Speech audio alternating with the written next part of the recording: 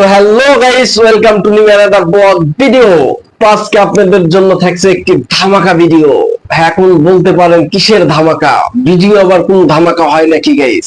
অবশ্যই আজকের ভিডিওটা শুধুমাত্র ব্যাচেলারদের জন্য। আপনাদেরকে আজকে আমি বোঝাবো ব্যাচেলার লাইফটা কত কঠিন এবং কত মজা। এখন কঠিন আছে যে নিজের কাজ নিজে করতে হয়, আবার আনন্দ, এটাও এক ধরনের আনন্দ। নিজের কাজ নিজে করার মধ্যে অনেক আনন্দ। তো গাইজ, যারা আমার মতো ব্যাচেলার থাকতে চান তারা কখনোই বিয়ে করবেন না। তো গাইজ, আজকে আমি দেখাবো যে আমি সকালে উঠে এবং কাজে যাওয়ার আগ পর্যন্ত কি কি করতে হয় আমাকে। তো যাই হোক গাইজ, আমি কথা বাড়াবো না, চলে যাচ্ছি সরাসরি ভিডিওতে। তো হ্যালো বন্ধুরা, welcome to new another blog video.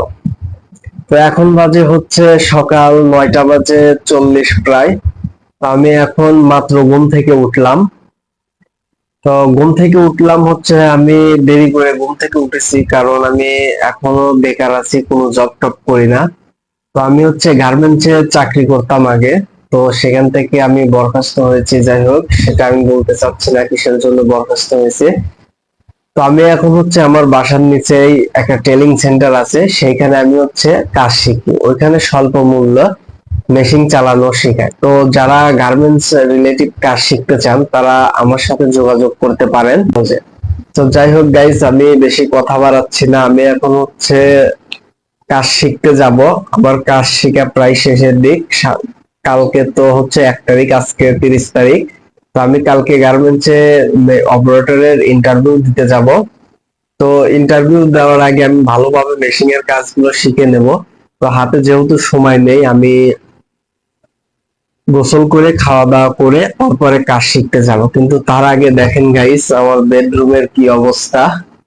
এগুলো ঠিক করে তারপরে গোসলে যাব। গোসল থেকে এসে রান্না করব। রান্না শেষ হলে খাওয়া দাওয়া করে আমি যাব হচ্ছে গিয়া কাজ শিখতে।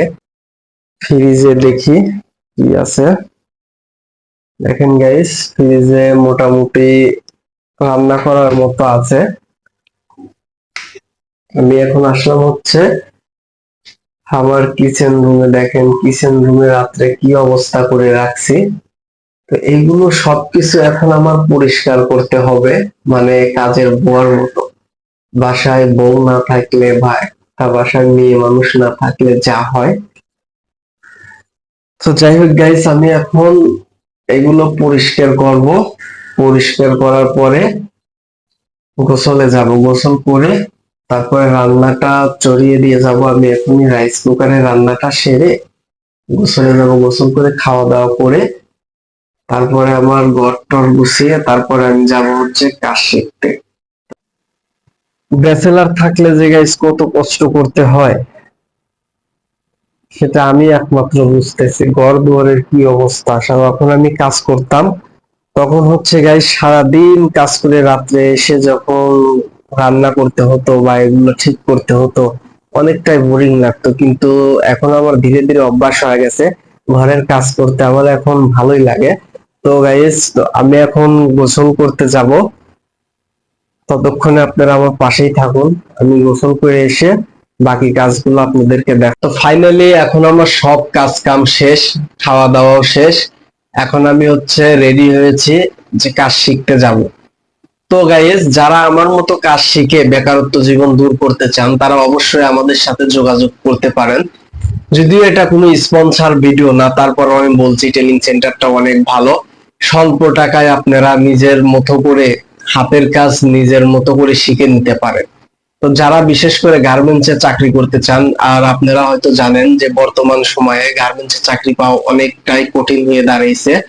আগে তাও নতুন লোকজন গার্মেন্টসে চাকরি দিত, কিন্তু বর্তমান সময়ে এসে একদম হাতের কাজ না জানা থাকলে তার চাকরি হওয়া অনেক কঠিন। যারা আমার মতো কাজ শিখতে চান অবশ্যই আমাদের সাথে যোগাযোগ করতে পারবেন, ভালো কিছু লাইফে করতে পারবেন।